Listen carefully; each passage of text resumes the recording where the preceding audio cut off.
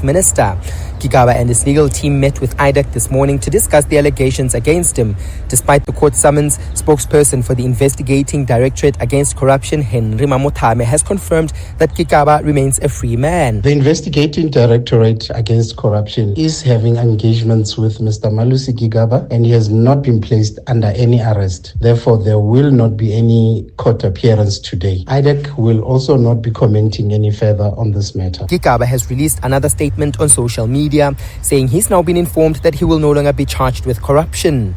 Alpha Ramushwana, Eyewitness News in Pretoria East. Let's stay in Pretoria, where suspended head of EMPD, Isaac Mapiyeye, has provided details of several criminal cases involving members of a disbanded unit. Mapiyeye is continuing with his testimony at the Madlanga Commission of Inquiry today. Mapiyeye says there are at least 5 criminal cases registered against 3 members of the former SWAT unit. The unit was under the leadership of acting EMPD head Julius Mkhwanazi, who is accused of having links to criminally accused tender tycoon Vusimuzi Matlala. Mapiyeye says one of the cases relates to the 2022 murder of a man in Brakpan whose body was later retrieved in a river by the police. This case involves the criminal conduct of 3 members of EMPD, and they are from a former team which was called SWAT, which is headed by Brigadier Mkhwanazi. Cape Town's Disaster Risk Management Centre has activated several organisations to assist victims who lost all their belongings in a fire near Kensington. More than 200 people have been left homeless after the large marquee tent they had been living in was completely destroyed by flames yesterday. Since 2020, scores of refugees have been living in that tent. They were moved there after being removed from a church in Cape Town's city centre, where they had camped out in protest, demanding repatriation or relocation to a third country. The city's disaster risk management spokesperson, Sonika Latachan. The Disaster Risk Management Centre has activated a number of organisations to assist in the aftermath of the Wingfield tent fire. These organisations include SASA, Department of Social Development, NGOs for Soft Relief and Clothing, the Department of Home Affairs, the United Nations High Commissioner for Refugees, and the city's Street People Unit. Latachan says several other structures used as kitchens were also destroyed. In the interim, Gift of the Givers is tending to immediate humanitarian relief needs. Infrastructure damage included 10 chemical toilets and 5 water standpipes. Let's move to KZN now, where civic organisation the March in March movement is demonstrating in Durban, calling for authorities to urgently address high levels of crime in that city. Last night, a man was shot and killed in one of the businesses in the Durban CBD. March in March movement leader Jacinta Ngobese Zuma says a serious clampdown on crime is necessary. People are tired of having places that they are not able to go to, that are known as no-go areas. And these places are places that are flooded with people who are not South African, places that have become drug hubs, and places where a lot of organized crime is taking place. Ngobese Zuma says a memorandum of demands will be handed over to law enforcement. The message is clear to even the police themselves. That's why we're sending a memorandum to the police to say that they must do their job. And 5 people have been killed as Typhoon Kalmagi slams into Vietnam after leaving a trail of destruction in the Philippines. The typhoon made landfall in the central parts of Vietnam, bringing heavy rain and wind and damaging thousands of buildings in that region. Vietnam is one of the most active tropical cyclone regions on Earth and is typically affected by 10 typhoons or storms a year, but Kalmagi is the 13th of this year. Gold is trading at $4,012.82 an ounce. The rand is at 17.35 to the dollar, 22.70 to the pound, 20.01 to the euro, and Brent crude oil is at $63.38 a barrel.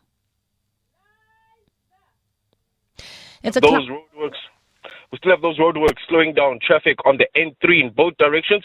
This is between the Batoon Interchange and London Road, so be careful of that. There's also faulty traffic lights in poles off at Witkoppen and Main, as well as in Sharon Lee at Malibongo Drive in Belize. It's a cloudy Friday afternoon in Gauteng with thundershowers expected. Temperatures have peaked at highs of between 20 and 22 degrees, while Cape Town is fine with a fresh southeasterly at a high of 30 degrees. The top story in EWN this hour, despite former Minister Malusi Gigaba confirming that he has been summoned to appear in court on corruption charges, the investigating Directorate against corruption says he has not been charged. EWN, in touch, in tune and independent. For the latest, visit ewn.co.za or download the EWN app. You're with Mandy Wiener on 702. Let's walk the talk. Streaming on the Prime Media Plus app. DSTV channel 856, 92.7 and 106 FM. The Midday Report with Mandy Wiener on 702 and Cape Talk is brought to you by Nedbank Commercial Banking. Think bigger, think Nedbank Commercial Banking. On the show today, Malusi Gigaba yet to be officially charged. Police Minister Senzo Mchunu hands his devices over to the Political Killings Task Team. The suspended EMPD chief back at Madlanga, a march against illegal foreigners in Durban, and it's Friday, so sports and good things too. All of that over the next hour. The Midday Report with Mandy Wiener. Streaming on the Prime Media Plus app, DSTV channel 856, 92.7 and 106 FM. Good afternoon. Welcome to the Midday Report on 702 and Cape Talk with me, Mandy Wiener. Good to be with you today. Hey, it's been a busy 24 hours of breaking news in South Africa, and that's how the news cycle goes sometimes. We had that news breaking about Angelo Gritti yesterday. This morning, that Malusi Gigaba was due to hand himself over to IDAC, the investigating directorate. We had the head of investigating directorate at the ad hoc committee yesterday, and then a statement out of Police Minister Senzo Mchunu's office that he has handed over his devices to the Political Killings Task Team. Other countries, things like this, the news cycle doesn't happen. But we are busy here, so we'll try and cover all of that for you. If there's anything you would like to talk about, send me a WhatsApp voice note, 072 702 1702. 072 567 1567. And the rain has been lovely in Johannesburg for our Cape Town listeners. It rained a lot yesterday. But at this time of year, always the Jacarandas in Johannesburg and Pretoria are just glorious. They're magnificent. And we're going to be talking about those Jacarandas today because we're going to be speaking about a campaign to photograph the Jacarandas. If you've been involved and you have any beautiful photographs of the Jacarandas, then let us know. We're going to be talking about that a bit later on. But let's start with that lead story now about Malusi Gigaba, the former minister. A statement from him on X this morning that he was going to be handing himself over, or he's been summoned to appear in court on corruption charges by IDAC, the investigating directorate. As understood, this is in connection with alleged irregularities in Transnet contracts during his tenure as public enterprise minister. Remember, of course, that was during the state capture era or the Zuma presidency. Alpha Ramushwana, EWN Reporter, is following that story for us. Alpha, good afternoon to you. Thanks for your time. Tell us what the evolution of the story was. How did it first become known and what do we know now?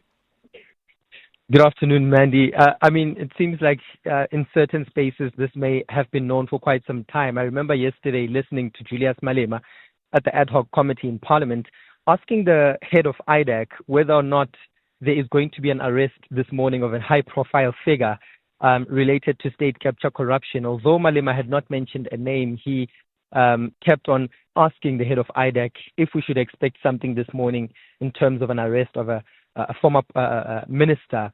And this morning we woke up to the news and statement on Malusi Gigaba's social media platforms that he had been summoned to appear in court today, the Specialized Commercial Crimes Court, in connection with a Transnet tender or contracts during his tenure as Public Enterprises Minister between 2010 and 2014. And the details are not known as yet. If he had appeared in court, we would have known what it was about exactly from looking at the charge sheet. But he then went to meet with IDAC, the investigating Directorate against corruption, at their offices in Pretoria. In fact, I'm currently there. And he went there expecting that he's handing himself over and that he would later go to court. But it turned out into a meeting between him and his legal team and the officials from IDAC who are investigating a number of state capture-related corruption cases. And during this meeting, it seems they might have reached some agreement of some sort. It's unclear, but Gigaba then later announced, as well as IDAC, that he will no longer be going to court and he will no longer be charged, despite receiving a summons to appear in court and being notified by the NPA that he is being charged with corruption. So really, he left home thinking that he would be in court today. And then later, he posted on Instagram that he's now back at home and doesn't seem like there are going to be any charges against him. So for now, I guess Gigaba remains a free man. Interestingly, he's been using social media to make statements. So you mentioned Instagram and on X. Has he made any statement to the journalists there at all earlier today? No, in fact, they did not allow us to enter the offices of IDAC. The offices are located on a national key point, so we're not allowed to enter. And we've been outside on Meyring Nodia Road in Linwood the entire morning. And we are on entrance A. We've been camping outside entrance A, expecting that maybe once he comes out, we would get a quick doorstop interview with him. But he then used entrance B to exit the facility, and he is now at home, as he's confirmed. So we're not able to get any interviews with him. We did speak to his personal assistant, who also just confirmed to us that Gigaba is now at home. So we do expect to perhaps get an interview with him a bit later, but for now he hasn't been speaking to us. Alpha, thank you very much. Alpha Ramushwana, EWN reporter at the IDAC offices there, explaining what the situation is with Malusi Gigaba. So that matter now, it seems, has been scheduled to take place at a later date. There's been a meeting, but no court appearance today. So as I mentioned, this is all to do with irregular Transnet contracts, which stems from his tenure as the Public Enterprises Minister between 2010 and 2014. Let's understand this further with Sikonathi Mantshantsha, News 24 journalist. Sikonathi, good afternoon to you. Thanks for your time. What would the case be, hypothetically, against Malusi Gigaba?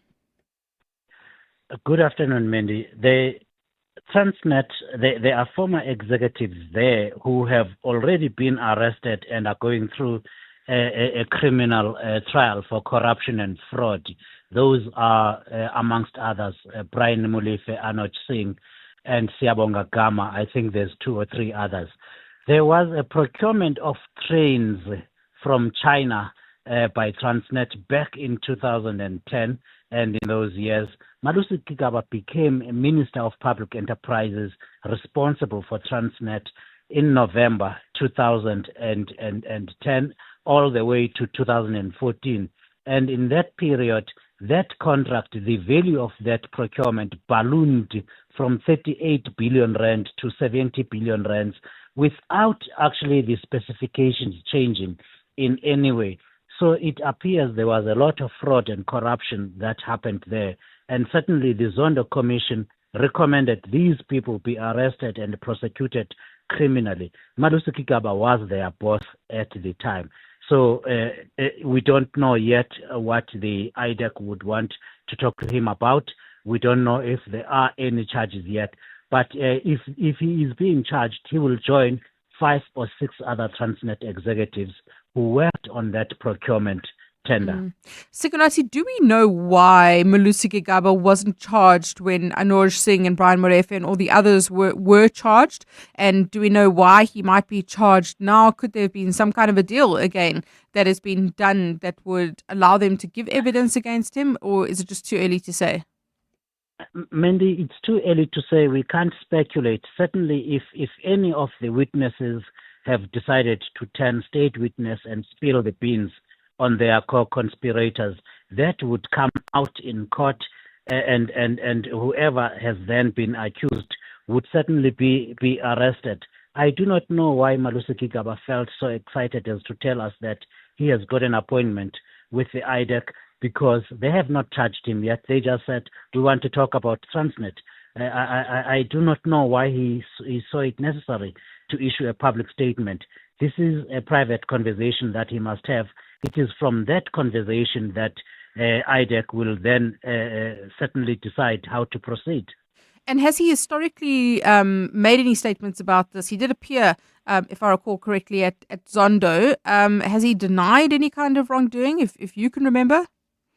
He certainly has denied all the evidence that was presented against him, but the State Capture Commission, in its findings, said Malusi Gigaba was paid a lot of cash by the Gupta family. There was evidence that was led at the commission that on at least 6 occasions, one person who used to work as a driver at Transnet drove Malusi Gigaba to the Gupta compound in Saxonwold, where he would come out carrying cash and put it in the boot of the vehicle. The Zondo Commission found that Malusi Gigaba must be criminally prosecuted for that. There was evidence that by his own ex-wife as well, that amongst others, Malusi Gigaba received at least 5 million rands in gratification, which went on to sponsor his wedding to the same lady. There's a lot of criminal allegations. Certainly, he's never challenged the findings of the Zondo Commission, which found him liable for criminal prosecution. But that's only just one of the matters. The Public Enterprises Portfolio Committee in Parliament in 2017 also recommended that Malusi Gigaba be investigated and prosecuted for what he did when he was Minister of Public Enterprises. So there is a lot, but IDAC has just said to him, we want to talk to you about Transnet. Let's repeat this, Mandy. The people like Anoj Singh, Brian Mulife, Siabonga Gama, and a few others are already going through a criminal trial for corruption for that very tender at Transnet. Malusi Gigaba was their boss at the time, and he certainly, Zondo found that Malusi Gigaba enabled state capture by helping the Gupta family. We also know that he did that while he was at Home Affairs too. There are findings against him, which he's never challenged. So we can only wait and see what comes out of his appointment with IDAC. Sikonathi, thank you so much. Sikonathi Mantshantsha, News 24 journalist, reminding us about the Zondo Commission, the evidence of Malusi Gigaba's ex-wife, what Malusi Gigaba had to say, what this meeting between him and IDAC could potentially be about.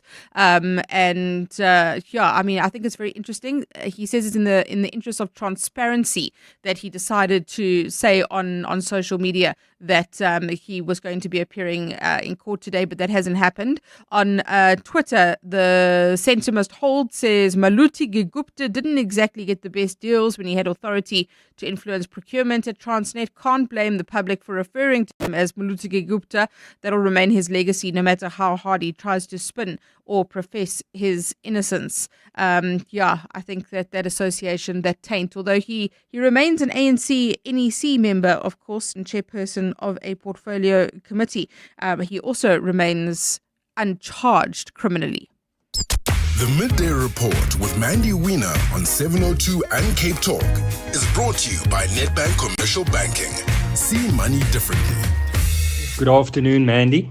Just with respect to the Minister of Police that handed over his cell phone and all his devices to the police, what does it help? 4, 5, 10 weeks after the matter, you could have wiped everything on his phone. So I don't know why this is such a big thing. It's an empty device with nothing on it. So yeah, why bother? Thanks, Mandy. Brilliant show as always. Bye. Real growth needs more than just banking, and Nedbank Commercial Banking is your growth partner. Their team of industry experts understand your business and its potential, offering insight to help you see opportunity where others see obstacles. Because when you can see what others don't, you can do what others can't. Think bigger. Think Nedbank Commercial Banking. See money differently. Nedbank is a licensed FSP and registered credit provider. T's and C's apply. The unexamined life is not worth living. Socrates' timeless wisdom reminds us of the power of introspection. At Plus 94 Research, we delve deep into data, uncovering insights that drive meaningful decisions. Our scientific methodologies transform questions into clarity. Don't just operate, understand. Don't just guess, know. Plus 94 Research, the science of decision making. This festive, turn your family meetings into family eatings with the Nando's Festive Fill-Up Meal. A full flame grilled chicken, 2 sharing sides, 4 cheesy rissoles, 2 Cabo Societies, 2 Nando's rolls, and a 1.5-liter Coca-Cola for only $3.99 to enjoy at your place. And if your family meeting is at our place, get 40 Rand off. Nando's. Oh, what a place. The Outsurance pointsmen know that every car on the road carries a story. There's a car with a parent shuttling his kids, with a back seat full of chatter, laughter, lunch boxes, and lost shoes. The Outsurance pointsmen know it's not just a car in traffic, it's a regular yet special slice of a family's life. Every story is different and every story matters. That's why the Outsurance pointsmen have been doing what they do since 2005 in proud partnership with 702. Outsurance is a licensed insurer and FSP. 702 is in conversation with the Glass Recycling Company on 702 Drive with John Perlman, discussing the hashtag Glass Recycling Challenge and how small actions can lead to big change. What is the Glass Recycling Challenge and how do people take part? Our goal is to collect 280 tons of glass packaging, collect your used glass bottles and jars, and then you need to find your nearest glass bank at tgrc.coza. It's a really simple way to recycle. Collect all the glass, put it in a box, and then you can win prizes by taking a snapshot, a photo of you on your recycling trip, post it on social media with the hashtag Glass Recycling Challenge, and then you can win. The Glass Recycling Company, hashtag Glass Recycling Challenge. And now, it's back to Mandy Wiener on the Midday Report. This is 702. Let's walk the talk. 12:22 on the Midday Report with me, Mandy Wiener, on 702 and Cape Talk. Senzo Mchunu, the police minister, has handed over his electronic devices, as you heard in that WhatsApp voice note just before the break. It's been like a month, more than a month, since the whole thing with Senzo Mchunu broke, and he's had plenty of time to swap out the phone or clean the phone. On the WhatsApp line, Louis says, "Hi Mandy, what a joke. Mchunu has had a month to cleanse his devices. The justice system is a complete and utter farce," from Louis in Noordhoek. So we'll speak to the spokesperson for Senzo Mchunu in a short while about that. And in the statement that came out today, it says that Mr. Mchunu reiterates his full cooperation with all lawful processes and reaffirms his unwavering commitment to transparency. Also, that he has maintained that he has nothing to hide and welcomes any lawful investigation aimed at clarifying facts. Well, let's speak to Stembiso Mshengu, who is the spokesperson for Senzo Mchunu now. Stembiso, good afternoon to you. Thank you very much for your time. How did it come about that Minister Mchunu handed over his phones yesterday? Very good afternoon to you, Mandy, and the listeners. The South African Police Service called the Minister Mchunu yesterday to inform him that they would want to see him in relation to search and seizure warrant that they have. Upon hearing that, then the minister called his legal team so that they will be part of the exercise. So later on, at about 5 in the evening, the police arrived, together with the minister's legal team, and the search and seizure was conducted. And was there any attempt prior to yesterday to ask for these devices? Because the comments that a lot of people are making are that, well, it's been a month at least since this case by Mkhwanazi was opened. There was an attempt indeed, but unfortunately they could not enter the precinct where the minister resides, because he resides in an official government house, and therefore they had to produce the search and seizure warrant so that they would then be given access to the ministerial house, of which they did not produce. As a result, the security personnel could not grant them access to the premises where the minister resides. And lastly, Stembiso, what did the minister hand over? The minister handed over about 5 gadgets. One, it's a cell phone that he uses on daily basis. 2, the government-issued laptop. 3, his personal tablet. And 2, unused old cell phones that were retrieved from a shelf in the house.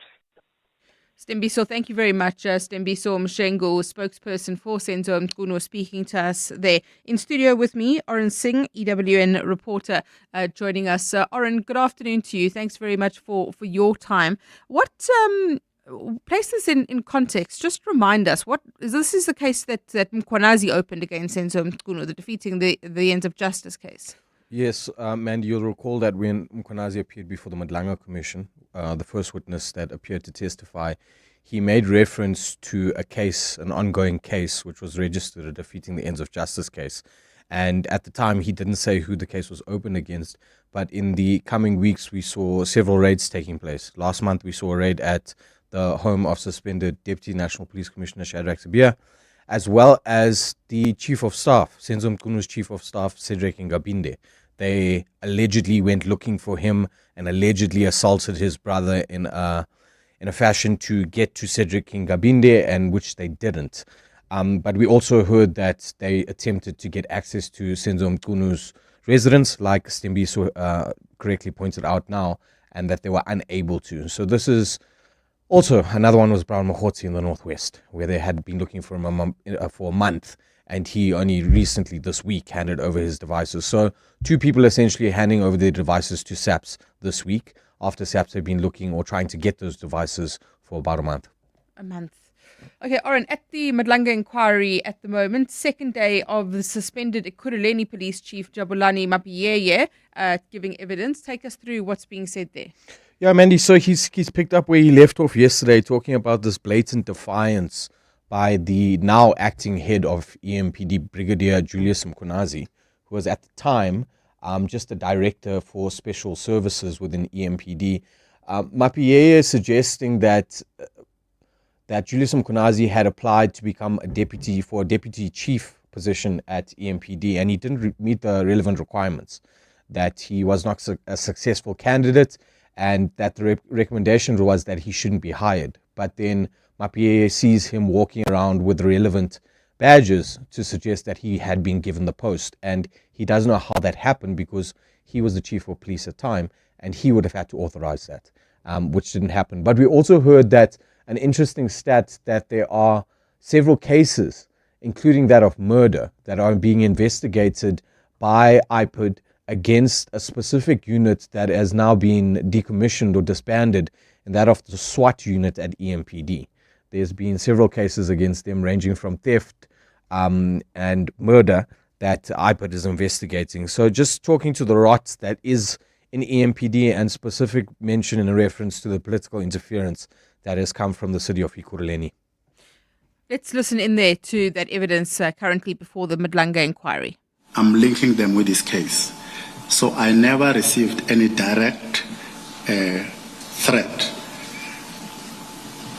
But maybe I will also be able to address this at a later stage, because the HOD or ED IPID, she has assisted us in getting the relevant people to come and do threat assessment around myself, because she said she need to do threat assessment around my life and Revo's Peace and Mr. Ngwiza, Kolani Ngwiza, and Kilebukhile Tepa, who is also one of the witnesses who will be coming forward.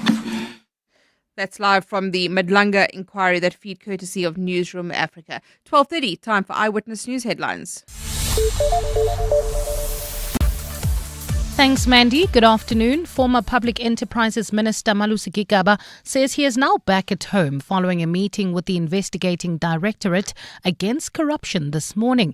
The ANC NEC member met with IDAC to discuss the potential of fraud and corruption charges being filed against him. Gigaba announced on social media this morning that he had been summoned to appear in court regarding alleged irregularities and Transnet contracts during his tenure between 2010 and 2014. A meeting to discuss the rebuilding of Parliament turned into a heated quarrel last night. This after DA MP Rickers Badenhorst questioned whether Secretary to Parliament Xolile George was personally benefiting from contractors appointed on the project. George has confirmed that the price tag of the post-fire reconstruction and rebuild is currently at 4.6 billion rand. And the South African Weather Service has issued a yellow level 2 warning for severe thunderstorms in Gauteng as well as other parts of the country. It says the rains may lead to localized flooding, while some areas may experience damaging winds and hailstorms. Residents have been urged to keep monitoring weather forecasts as well as alerts. Those are the headlines. This EWN and more at 1 or as it happens. EWN Sport. Good afternoon, I'm Tolagile Mganga. Quinton de Kock recorded his 22nd ODI century as South Africa claimed an 8-wicket win over Pakistan to level the 3-match series at 1-1. He was assisted in the run scoring by Tony Dezorzi, who scored 76 from 63 balls as the Proteas reached their victory target of 270 with 9.5 overs to spare. It was an all-round performance. A lot of individuals that could take personal confidence from the game. I think Nabs was brilliant, bowling some tough overs at the end, and Nandre did what he is famous and known for. So I think a lot of guys put their hands up, and I think the coach asked for all-around performance, and quite happy we could deliver it. Rassie Erasmus has made 6 changes to the Springbok team for tomorrow's outgoing tour test against France, including Boan Fenta replacing Oxenchair at loosehead prop. The game will be a special one for Siya Kolisi and Erasmus, with the captain becoming the 9th box centurion while the coach takes charge of his 50th test. We're very proud of Siya. We're proud of being part of him reaching that milestone, but there's a lot of other guys that's close to milestones who's on 47 caps, 48 caps, 93 caps, 97 caps. I think there's a lot of them that's going to come now, but at the end of the day, like Siya handled it and like Eben handled it, when those big milestones come, if you make those things bigger than the match, then you normally tend to come second in that match. So his humbleness is something that just stands out for me always. And the Carling Knockout semi-finals both take place in KZN this weekend as Golden Arrows host Marumo Gallants on Sunday, while tomorrow Richards Bay up against Orlando Pirates. Adeslam Madu has shared his thoughts ahead of it. You know, there is this aim to all the time to have the best performance against Orlando Pirates every time. So we used to it, my players used to it. We try to build this strength, mental strength as well, and we have to be prepared for that. Tolagile Mganga, Eyewitness News Sport. EWN Traffic. Well, at this hour, we still have those roadworks in the Calvin Alex area. That's roadworks on the N3, affecting traffic in both directions between the Platoon Change and London Road. Also, roadworks in the Sunwood Park, Boksburg area. There are delays roadworks causing delays. This is heading towards Brakpan on the N17 eastbound between Rondebold and Carnival City. Otherwise, the rest of 702 not looking too bad. No serious accidents have been reported. However, look out for those faulty traffic lights in Rand Park Ridge at Bears, Nordia and the N1. Traffic lights also out of order in Edenvale at Modderfontein Road and Van Riebeck. If you come across any other traffic issues, please WhatsApp us on 072 702 1702. There's more EWN on air, online, and on the EWN app. Year in, year out, we're fixing tires faster than a Formula One pit crew. My team is on top of things like tire whisperers. If an unforeseen accident were to happen in my workshop, at least I've got My Way business insurance to keep the wheels turning. Visit myway.co.za or dial 0860 64 64 64 and get a quote today. My Way is a licensed non-life insurer and FSP. T's, C's and standard rates apply. My Way. Live your way. Lock into roaring rugby action this season with Hollywood Bets. Bet 50 Rand or more on any Vodacom United Rugby Championship fixture and you could win a share of 300,000 Rand in cash, betting vouchers or prizes. This includes Smeg bar fridges, macro vouchers, a Sharks captain run, or a player circle experience. Only the toughest team will prevail. Bet now and let the rugby rumble begin. T's and C's apply. Hollywood Sportsbook is a licensed betting operator. No persons under the age of 18 years are permitted to gamble. Winners know when to stop. South African Responsible Gambling Foundation toll-free counselling line 0800 006 008 or WhatsApp HELP to 076 675 0710. It all starts with advice from FNB Private. Because the perfect overseas trip starts with planning. Save and spend in multiple currencies with your FNB Global account and lock in exchange rates. Enjoy up to 40% off flights with eBucks Travel and order Forex on the FNB app delivered to you at no extra cost. Your adventure awaits. Unlock invaluable with FNB Private. Help changes everything. FNB, a division of First Rand Bank Limited, an authorized FSP and credit provider. TC's earn rules and limits apply. 702. Mandy Wiener. Weekdays, 12 to 1 p.m. On the WhatsApp line, Robert says, "Lols, Mandy, 2 blank Mchunu cell phones on the shelf after a month. Read equals erased. A month later, that is why no prosecutions actually transpire. Why wasn't there a search and seizure warrant for these devices from a warrant?" And then, Kagiso says, "Good day, Mandy. But remember, Lieutenant Mkhwanazi once mentioned that they have a device or a means to retrieve all messages from the phone or the cloud, even if they have been wiped out. So Minister Mchkunu's late submission of his gadget does not stop the justice system from getting the information they want." Yeah, they have incredible technology that helps to recover the data that has been deleted. But what if they give the wrong phone? What if they just give a completely different device? Then, you can't prove that this is the device that you've been using. Maybe you've had 2 all along. And so many of these politicians have got multiple phones. I always say drug dealers and politicians, and sometimes journalists have lots of phones. Always dodgy. I think it's dodgy when people have more than one phone. But maybe I'm just being judgmental. The Midday Report with Mandy Wiener is brought to you by Nedbank Commercial Banking. See money differently. In Durban today, a mass protest by various organizations, including one called March in March. It's a very creative name for a protesting organization. And Nkandla Mabaso, EWN reporter, joining us now. And Nkandla, good afternoon to you. Tell us about who is taking part in this march and what is it against? Good afternoon, Mandy. There's a bit of a commotion here. I'm not sure if you're able to hear me. I can hear you loud and clear. Thank you, Mandy. Well, it's March and March, or March in March. Well, they use both names. Just because, Mandy, it was formed in March when they started protesting against the undocumented foreign nationals in parts of Durban. Today, they're in the Point area, Mandy. It's known as the hub, they say, of criminals. They allege that drugs are being sold here, but the main reason why they're here, Mandy, at the Point police station is to submit a memorandum of demands where they say that they feel as though issues are not being addressed as they should be. They say various cases have been opened where they also submitted video footage of police allegedly collecting bribery from some of these shops here, Mandy, but they say nothing has been done. But what was intriguing, Mandy, is that when the protesters were coming down Durban's busy West Street, all shops that are owned by foreign nationals had shut their doors, Mandy. But most interestingly, when they say, Mandy, they're coming here to address issues of crime. Just last night, I was having dinner around the city. Someone was shot and killed not far from where I was in the head. The person who was shot is also alleged to be a foreign national from Nigeria. His business counterpart said that. But this march here, Mandy, they say they want police to actually start acting. They are accusing police of not taking the rampant crime rate here seriously, the issues of drugs. They're also pointing to the issue of the rise of prostitution, young girls at night here. They also say that the issue of police being handled by alleged criminals seems to be an issue. So they say they are actually addressing that. And what do the authorities say in response? Well, Mandy, we are yet to hear from authorities because the kennel responsible for this Point police station is yet to collect the memorandum of demands that will be handed here. But for now, all we can see is singing and chanting from these various organizations.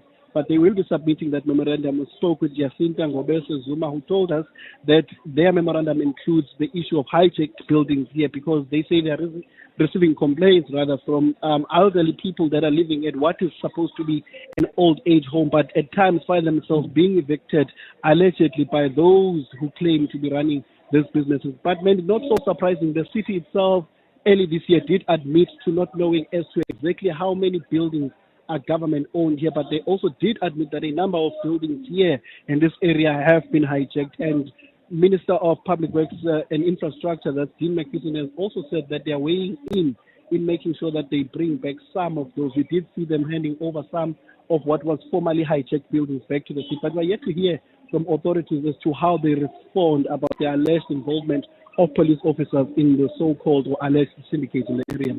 Nhlanhla, thank you very much. Nhlanhla Mabaso, EWN reporter, speaking to us there about that march, that mass protest by various organizations in Durban against illegal foreign nationals. And in passing, mentioning that last night there was a shooting of a foreign national in the area where he is at the moment. And as he explained, the response there from the authorities as well, that protest taking place in eThekwini. 702. The Midday Report with Mandy Wiener. Let's walk the talk. So in Johannesburg, we are in the midst of Jacaranda season. It's easily my most favorite time in the city of Joburg, and in Pretoria as well, of course. It's just so beautiful. And it should by now be a global tourist attraction, that violet haze setting across Johannesburg. So I'm really interested in this competition, which is called a hashtag Jacaranda in your pocket. The season is from mid-October to mid-November, and it's being described as a month-long love letter to Johannesburg, captured through the lens of hundreds of photographers. And it's an initiative from Johannesburg in your pocket. Let's find out more about hashtag Jacaranda in your pocket with the founder, Laurice Tate-Buntman, who joins us now. Laurice, good afternoon to you. Thanks so much for your time. Thank you for having me. So the idea for Jacaranda in your pocket began after a trip to Tokyo. Tell us about that. Yes, this was a number of years ago, and we arrived in Tokyo and we're walking in a park, and we'd heard so much about Japanese cherry blossom season, and I looked up and saw probably what was the last blossom well down in front of me and fall out of a tree. But it was an interesting sort of moment for reflection of thinking there are times in cities and in places where people pause to actually appreciate what's around them. And for so many years, I've watched the jacarandas in Joburg, and I came back from that trip wondering, how come no one else seems to be noticing that the city actually turns purple over this period of time? So if I go back on my Instagram feed every October, I'll see that I've taken photographs. I'm sure many other people are doing the same. But you've made this almost formal now with a competition. Tell us about that. So we started a photo competition so we're a city guide to Joburg, a digital guide, also in print in some forms at different times. But around 7 years ago, we started this. The idea was, when I came back, was how would you actually capture this time in the city? And it started with a photo competition, which was called Jacaranda in Your Pocket, where we asked photographers to submit, and actually anyone, you don't have to be a professional photographer, to submit your images of what it's like in Jacaranda season in Joburg. And that then grew into an event series, because we soon realized that people really wanted to explore the trees, but perhaps felt a bit unsafe. And in Joburg, there really are issues around sort of walkability in the city and in our neighborhoods. So we try to encourage that by actually creating a formal series of events, and that event series has then grown each year. Each year we do something slightly different. And at different times we've had photo walks. We've hijacked the red bus each year over the last few years, and taken people to different rooftop views of the city and into the wilds. We've also had free cycling events. This year we did a 5-kilometer run with Benchwarmers Runners Club, which was really fun. And each time it's trying to give people a different view from a different angle of how would you, I suppose, an appreciation of the season in the city. I love how you say that when you frame a city for tourists, you make it better for locals too. You plant pride, you make room for imagination, and you've thought about how national effort can transform perception. Just saying it often makes it so. That's so meaningful for me. Thank you. So that was in a column I wrote this morning, that was published in Daily Maverick this morning. But it really, I suppose for me, for the last 13 years, since I founded Johannesburg in Your Pocket, in the beginning it was this idea of a tourist city guide, but it soon became clear that in a city like Joburg, you need a city guide for locals, and that actually sometimes people who are so-called tourists actually see more than locals do. So there are a number of challenges in this space. But for me, it's always been about how would you create because I've traveled so widely, and I think there's so much to be gained from travel. It's also always been about how would you create a more welcoming city.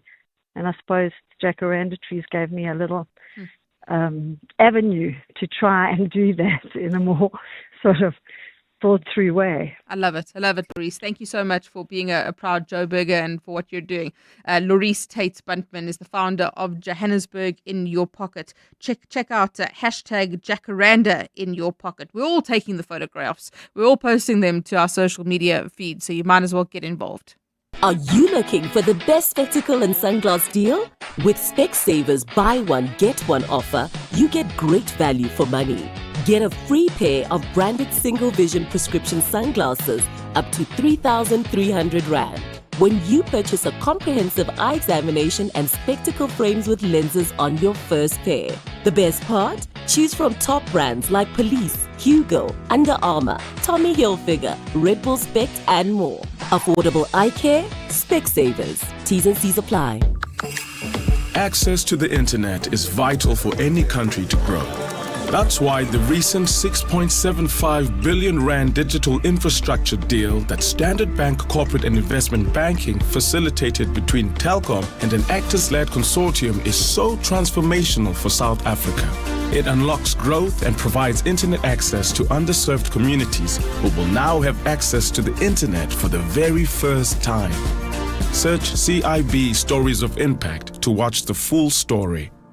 Standard Bank is an authorized FSP and registered credit provider. T's and C's apply. Flight Centre's Big Red Sale is back. 21 October to 14 November. Save up to 50% on tours, 35% on cruises, and massive deals on Thailand, Mauritius, and the Maldives. Even local flights from 1,900 Rand return. Now that's a win. Plus, 2 kids stay and eat free on selected breaks. The world's waiting. The deals are calling. So, get to your nearest Flight Centre store today. T's and C's apply.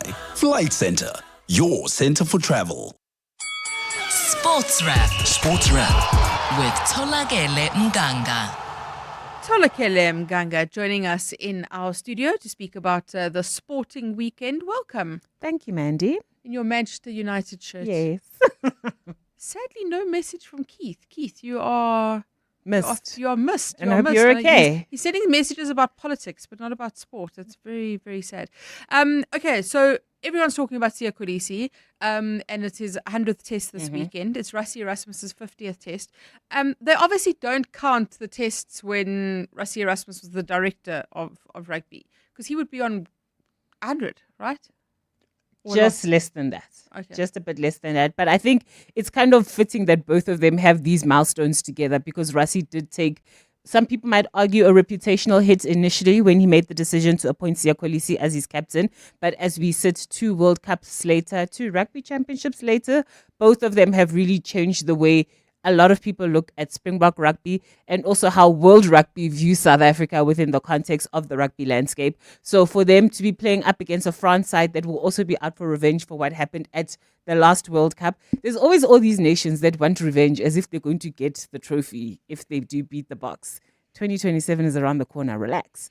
So there is that storyline that's going along with it. But for both of them to be celebrating, to be reaching these milestones together, one thing Rassie Erasmus was saying is it's not about the occasion for Siya. It's about making sure that he just plays the game. And I think what helps for him is the fact that they're not playing the game at home. So there's not that much emotion and drama and the fanfare around it because they are in Paris. Had the game maybe been at King's Park or playing it at Ellis Park, I think there the emotion would have gotten bigger, would have been bigger for a lot of the players, but it's just a chance for him to just celebrate what he's done with his career. He's been more than a captain, if anything. I think we've nicknamed him like the head boy of South Africa. So he really has done well as a captain, as a player, and for him to be the 9th Boks Centurion. Congratulations, Sam. Amazing. And our team?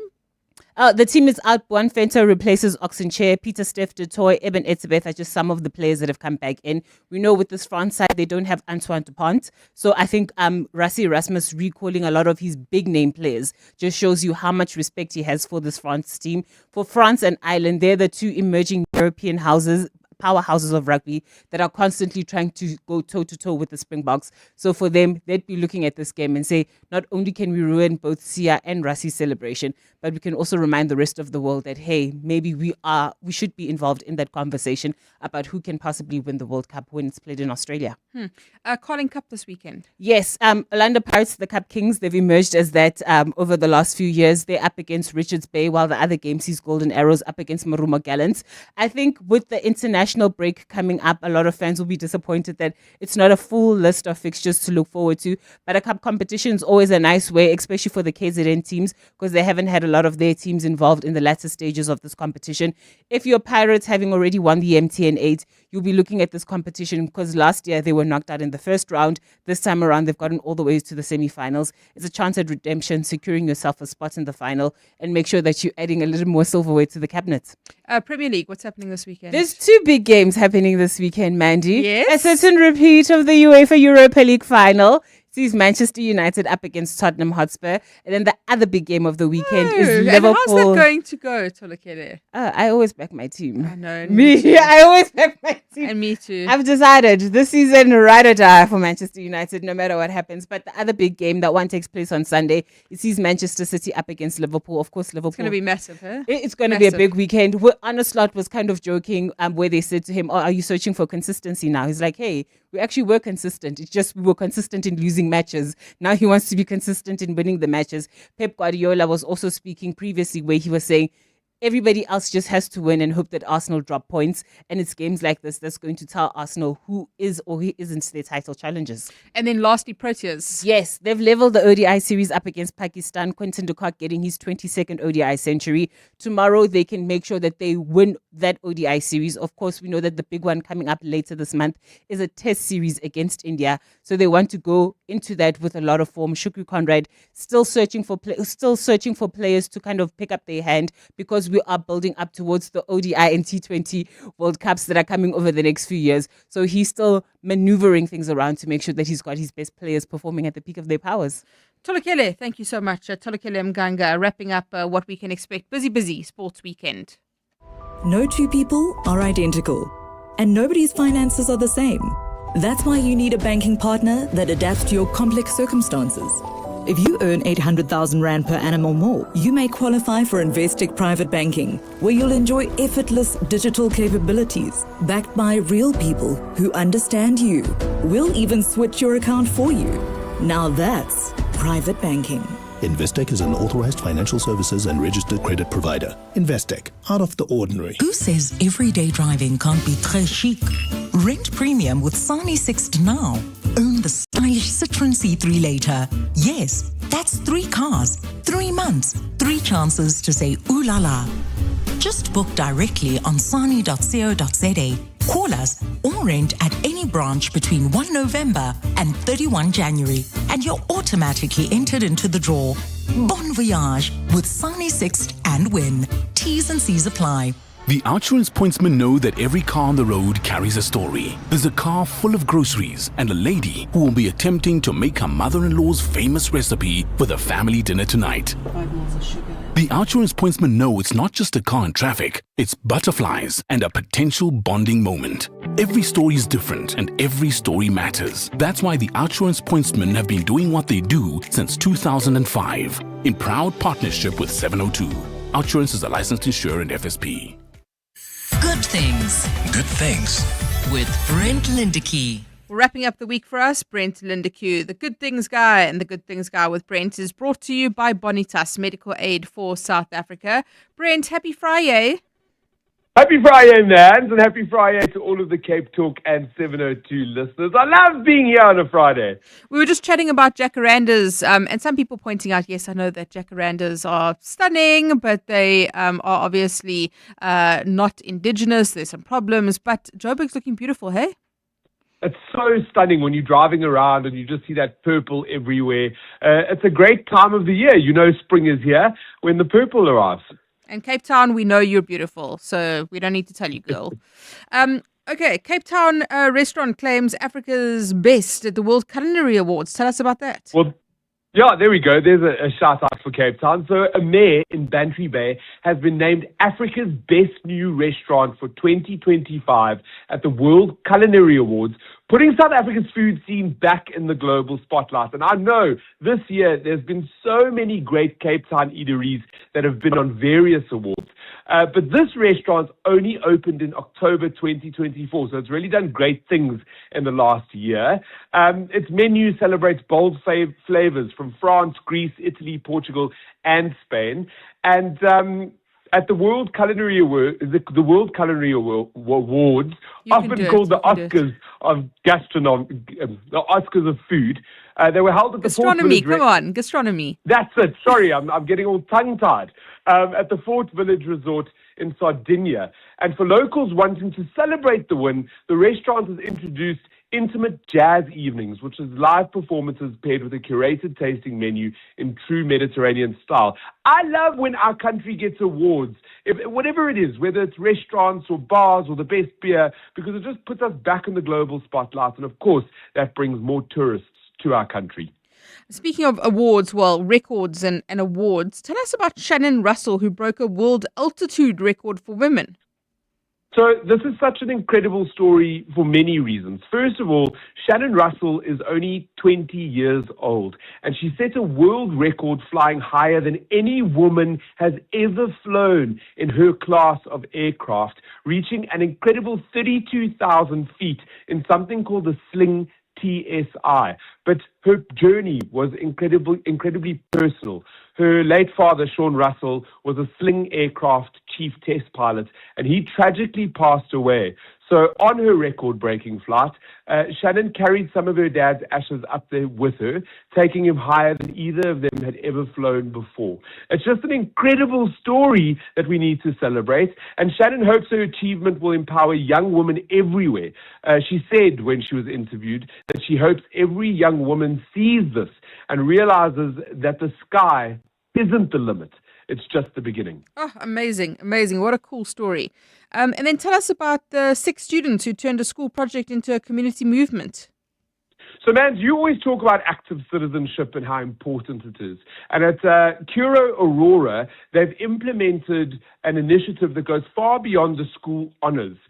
So these kids have to do something in the name of charity, but these 6 leaders, as we should call them, have created a biannual campaign that will bring together the school, so both learners and teachers, and all the residents in Sundowner to clean, green, and uplift the area with a focus on environmental awareness and shared action. What I love is each student has taken on a defined role. So they're doing logistics and safety and volunteer management, and they want this to live long after they've left the school.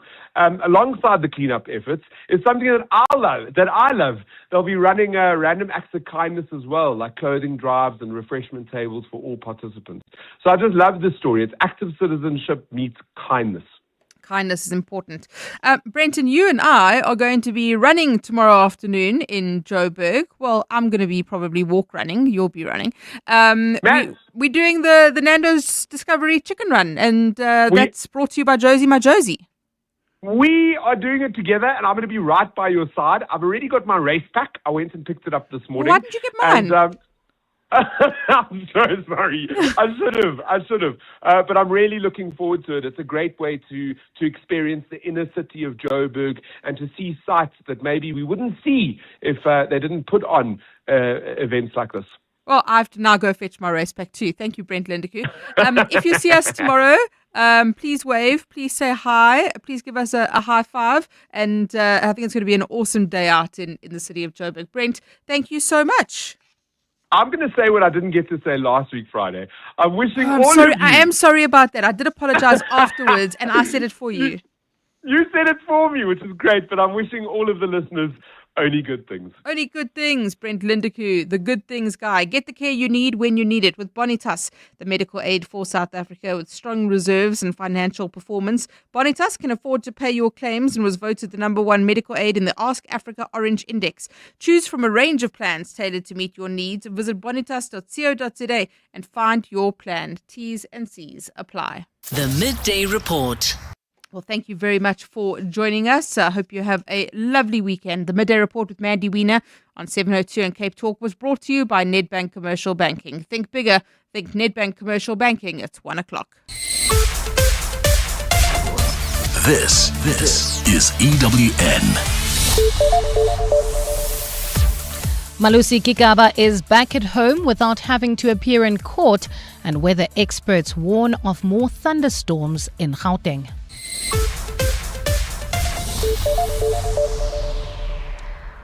Good afternoon, I'm Bali Dlamini. Former Public Enterprises Minister Malusi Gigaba says he is now back at home following a meeting with the investigating Directorate against corruption this morning.